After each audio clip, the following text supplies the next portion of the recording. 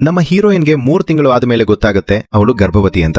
ಆದ್ರೆ ಇಲ್ಲಿ main point ಏನಪ್ಪಾ ಅಂದ್ರೆ ಇವಳಿಗೆ ಮದುವೆ ಆಗಿರೋದಿಲ್ಲ, ಬಾಯ್ ಫ್ರೆಂಡ್ ಇರೋದಿಲ್ಲ, ಅಟ್ಲೀಸ್ಟ್ ಒಬ್ಬ ಬೆಸ್ಟ್ ಫ್ರೆಂಡ್ ಕೂಡ ಇರೋದಿಲ್ಲ. ಇಂಥದ್ರಲ್ಲಿ ಈ ಪ್ರೆಗ್ನೆನ್ಸಿ ಯಾವ ತರ ಬಂತು ಅಂತ ಇವಳಿಗೆ ಗೊತ್ತಾಗ್ತಿರಲ್ಲ. ಈ ಸತ್ಯ ಏನಾದ್ರೂ ಮನೆಯಲ್ಲಿ ಗೊತ್ತಾದ್ರೆ ಪೇರೆಂಟ್ಸ್ ಚಪ್ಲಿ ತಗೊಂಡು ಹೊಡಿತಾರೆ ಅನ್ನೋ ದೊಡ್ಡ ಭಯ ಇವಳಿಗೆ. ಅದಕ್ಕೆ ಹೇಗಾದ್ರೂ ಮಾಡಿ ಇದನ್ನ ಅಬಾರ್ಷನ್ ಮಾಡಿಸ್ಕೋಬೇಕು ಅಂತ ಪ್ರತಿಯೊಂದು ಆಸ್ಪತ್ರೆಗೂ ಹೋಗಿ ಕಾಲ್ ಹಿಡಿದು ಕೇಳ್ಕೊಂತಾಳೆ. ಆದ್ರೆ ಇವಳ ದರಿದ್ರಕ್ಕೆ ಅದೇ ಟೈಮ್ಲಿ ದೇಶಾದ್ಯಂತ ಲಾಕ್ಡೌನ್ ಸ್ಟಾರ್ಟ್ ಆಗ್ಬಿಡುತ್ತೆ. ಒಂದೆಡೆ ದಿನ ದಿನಕ್ಕೂ ಹೊಟ್ಟೆ ಬೆಳೀತಾ ಇದೆ, ಇನ್ನೊಂದೆಡೆ ಲಾಕ್ಡೌನ್ ನಿಂದ ಆಸ್ಪತ್ರೆಗಳೆಲ್ಲ ಕ್ಲೋಸ್ ಆಗ್ತಿವೆ. ಇಂಥ ಕ್ರಿಟಿಕಲ್ ಟೈಮ್ ನಲ್ಲಿ ಹೀರೋಯಿನ್ ಏನ್ ಮಾಡ್ತಾಳೆ, ಈ ದೊಡ್ಡ ತೊಂದರೆಯಿಂದ ಹೇಗೆ ಹೊರಗಡೆ ಬರ್ತಾಳೆ ಅಂತ ನೀವು ತಿಳ್ಕೋಬೇಕು ಅಂದ್ರೆ ಈ ವಿಡಿಯೋನ ಕೊನೆಯವರೆಗೂ ನೋಡ್ಬೇಕು.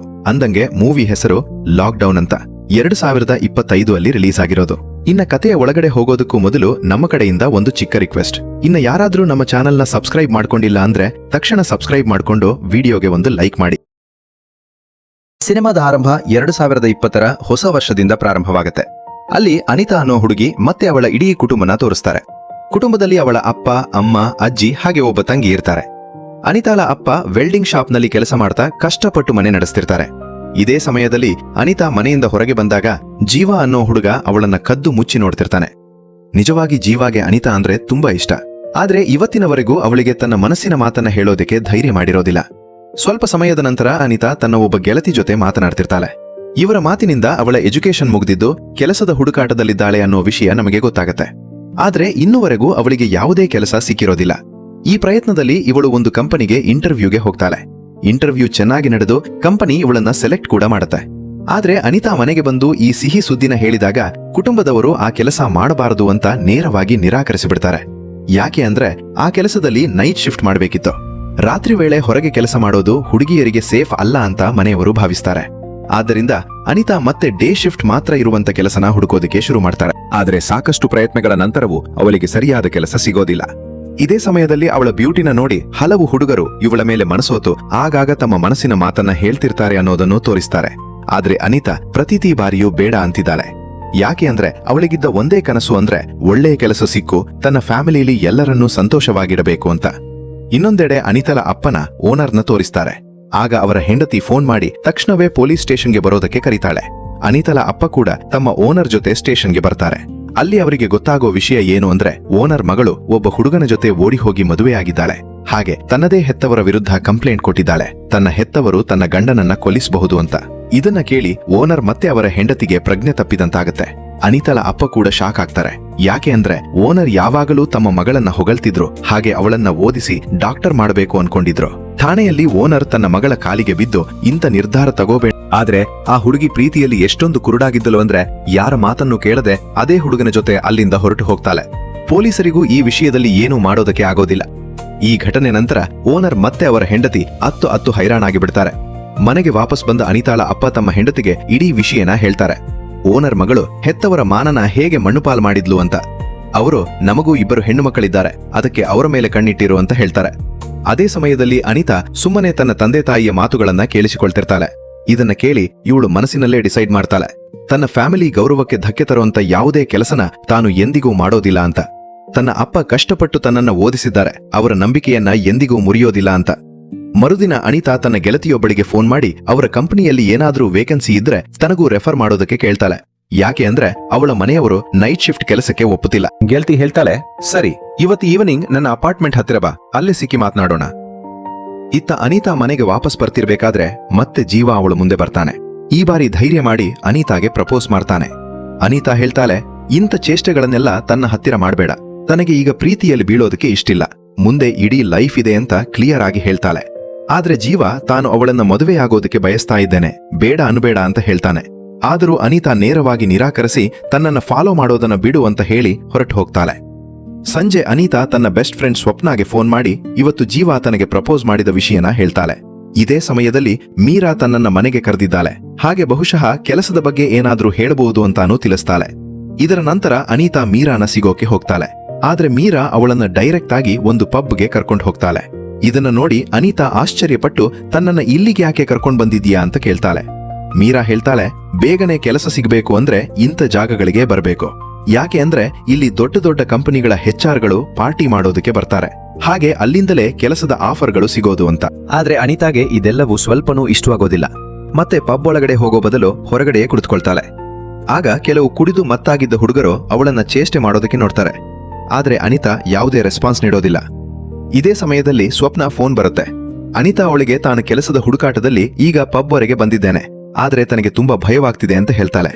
ಜೊತೆಗೆ ತಾನು ಮನೆಯಲ್ಲಿ ಸ್ವಪ್ನ ಜೊತೆಗಿದ್ದೇನೆ ಅಂತ ಸುಳ್ಳು ಹೇಳಿರೋದಾಗಿ, ಅದಕ್ಕೆ ಮನೆಯವರು ಹೆಚ್ಚು ಚಿಂತೆ ಮಾಡ್ತಿಲ್ಲ ಅಂತಾನು ಹೇಳ್ತಾಳೆ. ಸ್ವಪ್ನ ಜೊತೆ ಮಾತನಾಡ್ತಾ ಅನಿತಾ ಹೇಳ್ತಾಳೆ, ಹೀಗೆ ಮಾಡು, ನನ್ನ ಅಮ್ಮನಿಗೆ ಕಾಲ್ ಮಾಡಿ ಇವತ್ತು ನೈಟ್ ನಾನು ನಿನ್ನ ಮನೆಯಲ್ಲೇ ಇರ್ತೀನಿ ಅಂತ ಹೇಳು. ಸ್ವಪ್ನ ತಕ್ಷಣವೇ ಅವಳ ಅಮ್ಮನಿಗೆ ಫೋನ್ ಮಾಡಿ ಅನಿತಾ ಇವತ್ತು ನೈಟ್ ತನ್ನ ಮನೆಯಲ್ಲೇ ಇರ್ತಾಳೆ ಅಂತ ಹೇಗೋ ಪರ್ಮಿಷನ್ ತಗೊಳ್ತಾಳೆ.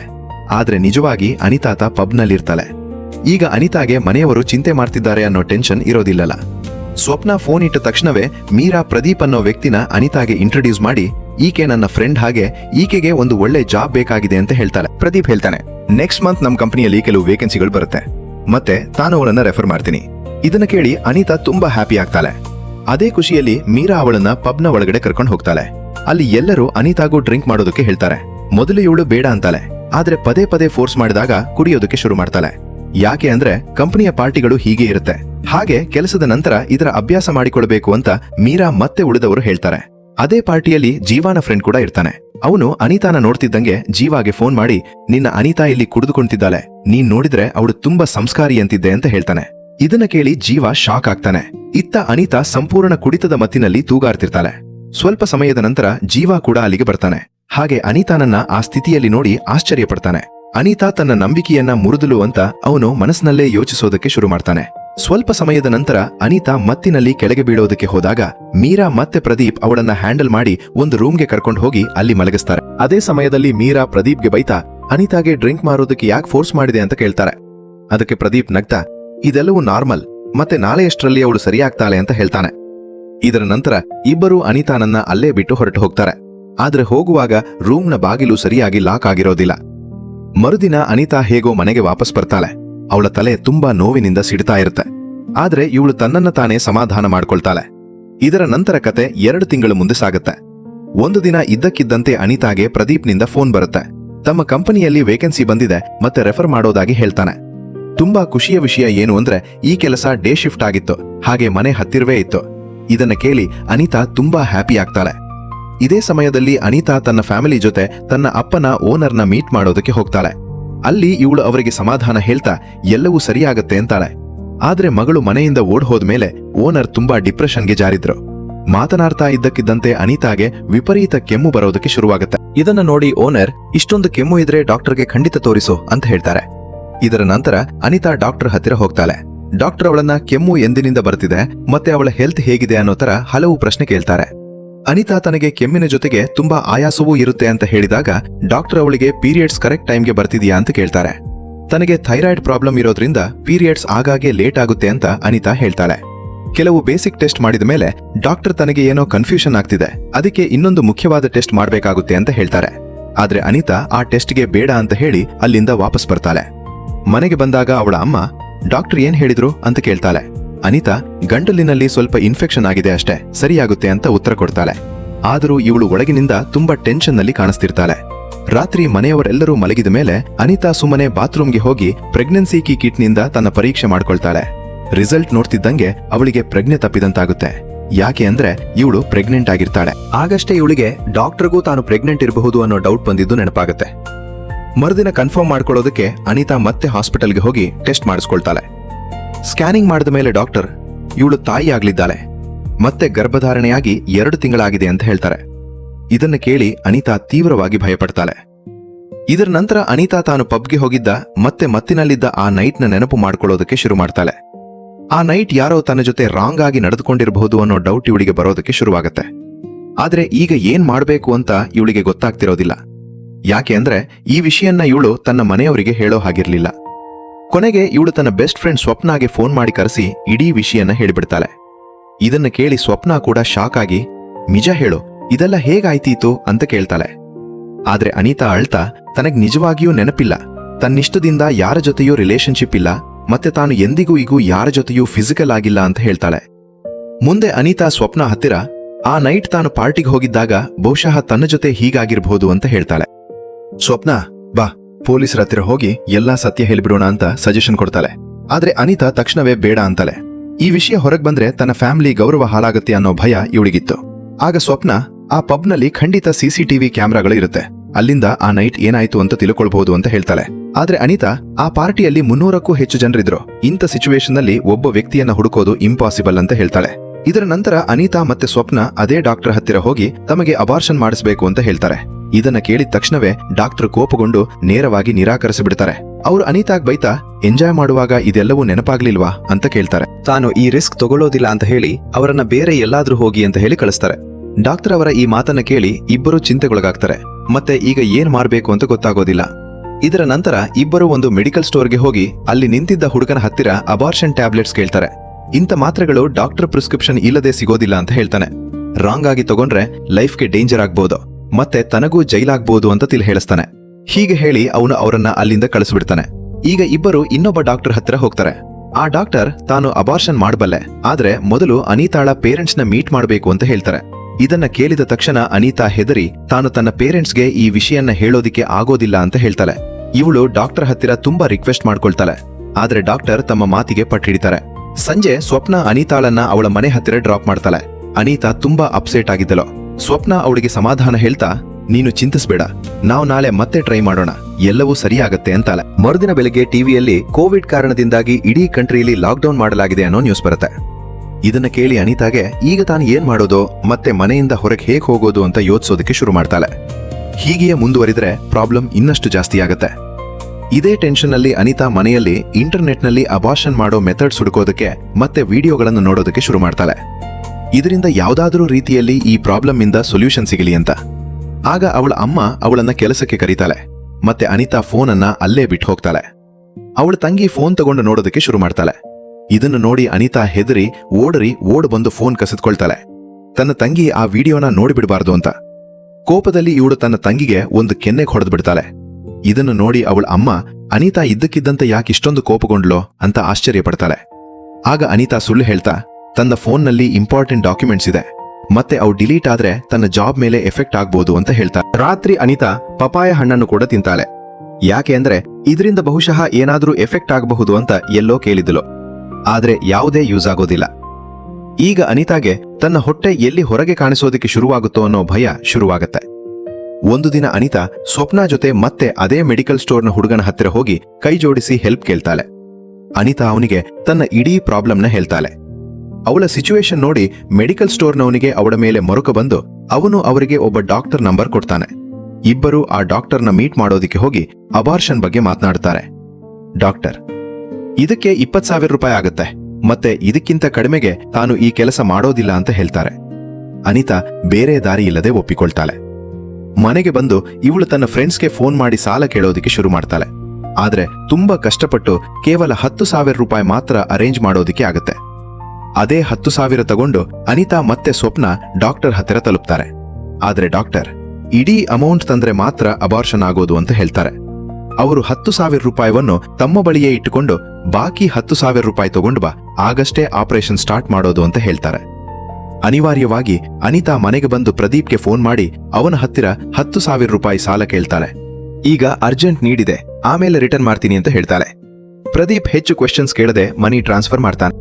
ಮರುದಿನ ಅನಿತಾ ಮತ್ತೆ ಸ್ವಪ್ನ ಮತ್ತೆ ಆ ಡಾಕ್ಟರ್ ಹತ್ತಿರ ತಲುಪ್ತಾರೆ. ಇವತ್ತು ಆಪರೇಷನ್ ಆಗುತ್ತೆ ಅನ್ನೋ ಹೋಪ್ನಲ್ಲಿ. ಆದ್ರೆ ಅಲ್ಲಿ ಒಬ್ಬ ಕಾನ್ಸ್ಟೇಬಲ್ ಕುಳಿತಿದ್ದು ಅವರನ್ನ ಒಳಗಡೆ ಹೋಗದಂತೆ ತಡೀತಾನೆ. ಹಾಸ್ಪಿಟಲ್ ಡಾಕ್ಟರ್ಗೆ ಕೋವಿಡ್ ಬಂದಿದೆ, ಅದಕ್ಕೆ ಹಾಸ್ಪಿಟಲ್ ಬಂಡ್ ಆಗಿದೆ ಅಂತ ಅವನು ಹೇಳ್ತಾನೆ. ಇದನ್ನ ಕೇಳಿ ಇಬ್ಬರಿಗೂ ಶಾಕ್ ಆಗುತ್ತೆ. ದುಡ್ಡು ಹೋಯ್ತು, ಕೆಲಸವೂ ಆಗ್ಲಿಲ್ಲ.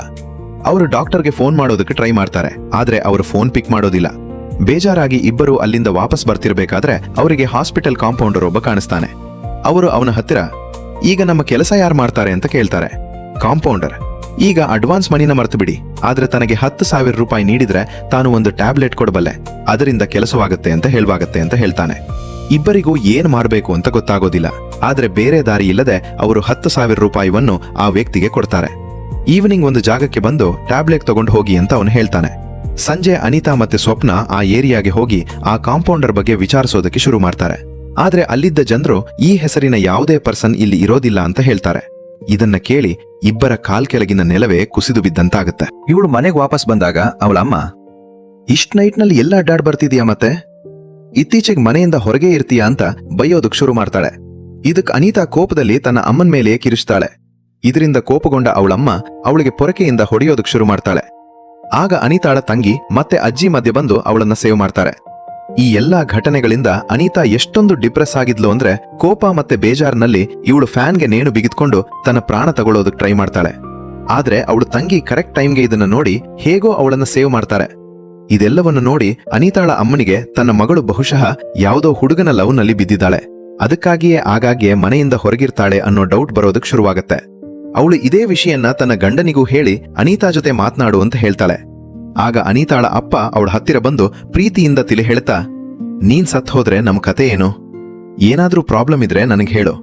ನೀನ್ ಯಾರನ್ನಾದ್ರೂ ಲವ್ ಮಾಡ್ತಿದ್ಯಾ ಅಂತ ಕೇಳ್ತಾರೆ. ಆದ್ರೆ ಅನಿತಾ ಅಳ್ತಾ, ಹಾಗಿಲ್ಲ, ಎಲ್ಲವೂ ಸರಿಯಾಗಿದೆ ಅಂತ ಹೇಳ್ತಾಳೆ.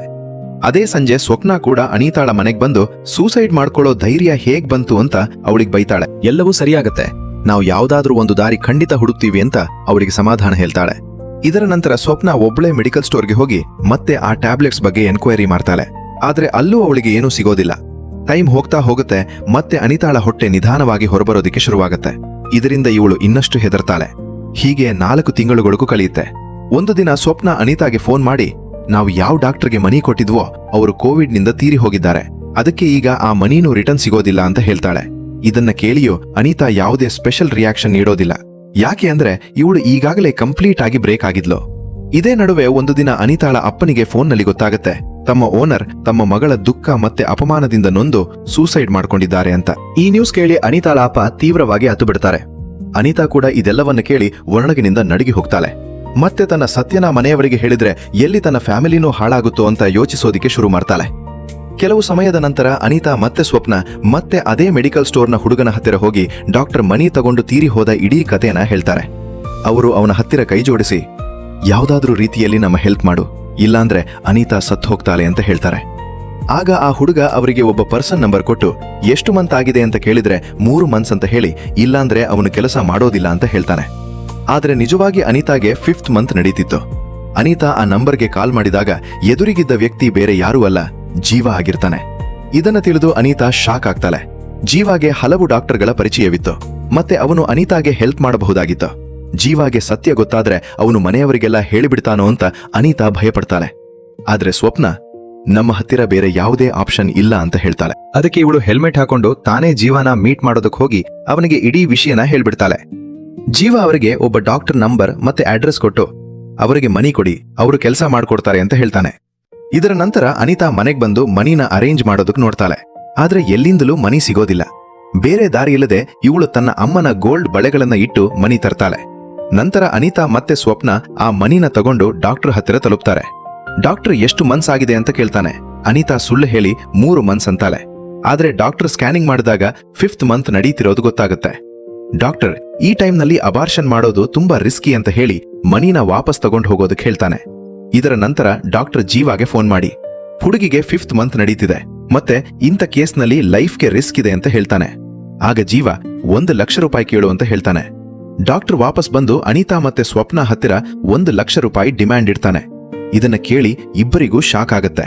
ಮತ್ತೆ ಸ್ವಪ್ನ ಕೋಪದಲ್ಲಿ ಡಾಕ್ಟರ್ ಜೊತೆ ಆರ್ಗ್ಯುಮೆಂಟ್ ಮಾಡೋದಕ್ಕೆ ಶುರು ಮಾಡ್ತಾಳೆ. ಆದ್ರೆ ಅನಿತಾ ತನ್ನ ಫ್ಯಾಮಿಲಿ ಬಗ್ಗೆ ಯೋಚಿಸಿ ಡಾಕ್ಟರ್ ಹತ್ತಿರ ಕೈ ಜೋಡಿಸಿ ಹೆಲ್ಪ್ಗಾಗಿ ಗೋಗರಿತಾಳೆ. ತನ್ನ ಫ್ರೆಂಡ್ ಮಾತನ್ನ ರಾಂಗ್ ಆಗಿ ತಗೋಬೇಡಿ ಪ್ಲೀಸ್, ತನಗೆ ಹೆಲ್ಪ್ ಮಾಡಿ ಅಂತ. ಮೊದಲು ಡಾಕ್ಟರ್ ಬೇಡ ಅಂತಾನೆ. ಆದ್ರೆ ಅನಿತಾ ಅವನ ಕಾಲಿಗೆ ಬಿದ್ದು ಅಳ್ತಾ, ನೀವು ಹೆಲ್ಪ್ ಮಾಡದಿದ್ರೆ ತಾನು ಸತ್ತು ಹೋಗ್ತೀನಿ ಅಂತ ಹೇಳಿದಾಗ ಕೊನೆಗೂ ಡಾಕ್ಟರ್ ಒಪ್ಕೊಳ್ತಾನೆ. ಇದರ ನಂತರ ಅವನು ಹೇಗೋ ಅನಿತಾಳ ಅಬಾರ್ಷನ್ ಮಾಡ್ತಾನೆ. ಈ ಇಡೀ ಪ್ರಾಸೆಸ್ ತುಂಬಾ ಪೇನ್ಫುಲ್ ಆಗಿತ್ತು. ಮತ್ತೆ ಅನಿತಾ ಬಹಳ ಸಮಯದವರೆಗೆ ನೋವಿನಿಂದ ತಡಕಾಡ್ತಿರ್ತಾಳೆ. ಕೊನೆಗೂ ಆಪರೇಷನ್ ಮುಗಿಯುತ್ತೆ. ಸ್ವಲ್ಪ ಸಮಯದ ನಂತರ ಅನಿತಾ ಮತ್ತೆ ಸ್ವಪ್ನ ಅಲ್ಲಿಂದ ಮನೆಗೆ ಹೊರಡ್ತಾರೆ. ದಾರಿಯಲ್ಲಿ ನಡೀತಾ ಅನಿತಾ ಸುಸ್ತಾಗಿ ಕುಳಿತುಕೊಳ್ತಾಳೆ. ಆಗ ಸ್ವಪ್ನ ಅವಳಿಗೆ ಸಮಾಧಾನ ಹೇಳ್ತಾ, ಈಗ ಎಲ್ಲವೂ ಮುಗಿಯಿತು, ಅದಕ್ಕೀಗ ಟೆನ್ಷನ್ ತಗೋಬೇಡ ಅಂತಾಳೆ. ದಾರಿಯಲ್ಲಿ ಅನಿತಾ ಕಂಟಿನ್ಯೂಸ್ ಆಗಿ ಅಳ್ತಿರ್ತಾಳೆ. ಆಗ ಇವಳು ಸ್ವಪ್ನಾಗೆ ಇದುವರೆಗೆ ಯಾರ ಹತ್ತಿರವೂ ಹೇಳದಿರೋ ಸತ್ಯನ ಹೇಳ್ತಾಳೆ. ಡಾಕ್ಟರ್ ಅಷ್ಟು ಕಡಿಮೆ ದುಡ್ಡಿಗೆ ಅಬಾರ್ಷನ್ ಮಾಡೋದಕ್ಕೆ ರೆಡಿ ಇರ್ಲಿಲ್ಲ ಅನ್ನೋ ವಿಷಯನ ತಿಳಿಸ್ತಾಳೆ. ಅವನು ಒಂದು ಅಸಹ್ಯಕರ ಕಂಡೀಷನ್ ಇಟ್ಟಿದ್ದ, ಅನಿತಾ ತನ್ನ ಜೊತೆ ಮಲಗಿದ್ರೆ ಮಾತ್ರ ತಾನು ಅಬಾರ್ಷನ್ ಮಾಡೋದಾಗಿ. ಆ ಸಮಯದಲ್ಲಿ ಅನಿತಾಗೆ ಬೇರೆ ಯಾವುದೇ ಆಪ್ಷನ್ ಇರಲಿಲ್ಲ. ಬೇರೆ ದಾರಿ ಇಲ್ಲದೆ ಇವಳು ಅವನ ಮಾತನ್ನ ಒಪ್ಕೊಳ್ಬೇಕಾಯ್ತು. ಮತ್ತೆ ಅದೇ ಸಿಚುವೇಶನ್ ಅಡ್ವಾಂಟೇಜ್ ತಗೊಂಡು ಆ ವ್ಯಕ್ತಿ ಅವಳ ಜೊತೆ ರಾಂಗ್ ಆಗಿ ನಡೆದುಕೊಂಡನು. ಅದರ ನಂತರವೇ ಅವನು ಅಬಾರ್ಷನ್ ಮಾಡಿದ್ದು. ಇದೆಲ್ಲವನ್ನು ನೆನಪಿಸಿಕೊಂಡು ಅನಿತಾಗೆ ತನ್ನ ಮೇಲೆಯೇ ಅಸಹ್ಯ ಹುಟ್ಟೋದಕ್ಕೆ ಶುರುವಾಗುತ್ತೆ. ತಾನು ಈ ಪ್ರಾಬ್ಲಮ್ ಇಂದಂತೂ ರಿಲೀಫ್ ಸಿಕ್ತು, ಆದ್ರೆ ಇದರ ಪ್ರೈಸ್ ತನ್ನ ಗೌರವ ಮತ್ತೆ ಸೆಲ್ಫ್ ರೆಸ್ಪೆಕ್ಟ್ ನ ಕೊಟ್ಟು ತಿದ್ದಿದ್ದೇನೆ ಅಂತ ಅವಳಿಗೆ ಅನಿಸ್ತಿತ್ತು. ಇತ್ತ ಅದೇ ಡಾಕ್ಟರ್ ಜೀವಾಗೆ ಫೋನ್ ಮಾಡಿ ತಾನು ಆ ಹುಡುಗಿ ಜೊತೆ ಎಂಜಾಯ್ ಮಾಡಿದೆ ಅಂತ ಅಹಂಕಾರದಿಂದ ಹೇಳ್ತಾನೆ. ಅವನ ಮಾತುಗಳಿಂದ ಅವನು ಯಾರೂ ರಿಯಲ್ ಡಾಕ್ಟರ್ ಅಲ್ಲ, ಬದಲಿಗೆ ಮನಿಗೋಸ್ಕರ ಇಂಥ ಚೀಪ್ ಕೆಲಸಗಳನ್ನ ಮಾಡೋ ನಕಲಿ ವ್ಯಕ್ತಿ ಅನ್ನೋದು ಕ್ಲಿಯರ್ ಆಗತ್ತೆ. ಇತ್ತ ಅನಿತಾಳ ಅಳುವಿಗೆ ಎಂಡಿರ್ಲಿಲ್ಲ. ಈ ಇಡೀ ಇನ್ಸಿಡೆಂಟ್ ತನ್ನನ್ನ ಒಳಗಿನಿಂದ ಕಂಪ್ಲೀಟ್ ಆಗಿ ಬ್ರೇಕ್ ಮಾಡಿದೆ ಅಂತ ಇವಳು ತನ್ನನ್ನೇ ಶಪಿಸ್ಕೊಳ್ತಿದ್ಲು. ಒಂದೆಡೆ ಇವಳು ತನ್ನ ದೊಡ್ಡ ಪ್ರಾಬ್ಲಮ್ನ ಎಂಡ್ ಮಾಡ್ಕೊಂಡಿದ್ಲ, ಆದ್ರೆ ಇನ್ನೊಂದೆಡೆ ತಾನು ಸಂಪೂರ್ಣವಾಗಿ ಹಾಳಾಗಿ ಹೋಗಿದ್ದೇನೆ ಅಂತ ಫೀಲ್ ಆಗ್ತಿದ್ಲ. ಮತ್ತೆ ಇದೇ ಕಹಿ ಸತ್ಯದೊಂದಿಗೆ ಈ ಕತೆ ಇಲ್ಲಿಗೆ ಮುಕ್ತಾಯಗೊಳ್ಳುತ್ತೆ. ಈ ಮೂವಿ ಎಕ್ಸ್ಪ್ಲನೇಷನ್ ನಿಮ್ಗೆ ಇಷ್ಟ ಆಗಿದ್ರೆ ನಮ್ಮ ಎಕ್ಸ್ಪ್ಲೈನರ್ ಕನ್ನಡಿಗ ಚಾನೆಲ್ ಅನ್ನ ಸಬ್ಸ್ಕ್ರೈಬ್ ಮಾಡಿ, ವಿಡಿಯೋಗೆ ಲೈಕ್ ಮಾಡಿ. ಇಂತಹ ಇನ್ನಷ್ಟು ಇಂಟ್ರೆಸ್ಟಿಂಗ್ ಮೂವಿ ಎಕ್ಸ್ಪ್ಲನೇಷನ್ಸ್ಗಾಗಿ ನಮ್ಮ ಚಾನೆಲ್ ಜೊತೆ ಕನೆಕ್ಟೆಡ್ ಆಗಿರಿ. ಮತ್ತೊಂದು ಹೊಸ ಮೂವಿ ಸ್ಟೋರಿ ಜೊತೆ ಮತ್ತೆ ಸಿಗೋಣ. ಅಲ್ಲಿಯವರೆಗೆ ಧನ್ಯವಾದಗಳು.